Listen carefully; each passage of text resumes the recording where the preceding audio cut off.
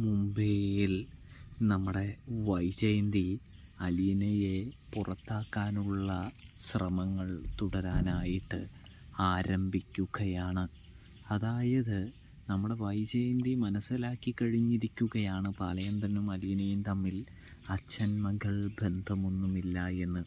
പിന്നെ എന്തിന് അവളെൻ്റെ വീട്ടിൽ തുടരണം എന്ന് ഗംഗാധര മേനോനോട് ചോദ്യവുമായി വൈജയന്തി കടന്നു ചെല്ലുകയാണ്. ഇതേ സമയം ഗംഗാധര മേനോൻ പറയുന്നുണ്ട്, അവൾ പോയിക്കോളാന്ന് പറഞ്ഞില്ലേ, നീ ധൃതി പിടിച്ചും ഒന്നും ചെയ്യാതിരിക്കുന്നത് തന്നെയാണ് നിനക്ക് ഏറ്റവും നല്ലത് വൈജയ് എന്ന് പറയുന്നു. ഇവിടെ ബാലചന്ദ്രൻ സ്റ്റാലിനെ കാര്യങ്ങൾ ബോധ്യപ്പെടുത്താനും കാര്യങ്ങൾ മനസ്സിലാക്കിപ്പിക്കാനും ശ്രമിക്കുന്നൊരു കാഴ്ച കാണാനായിട്ട് കഴിയുന്നുണ്ട്. അത് സ്റ്റാലിൻ മനസ്സിലാക്കുന്നുമുണ്ട് എന്ന് കാണാൻ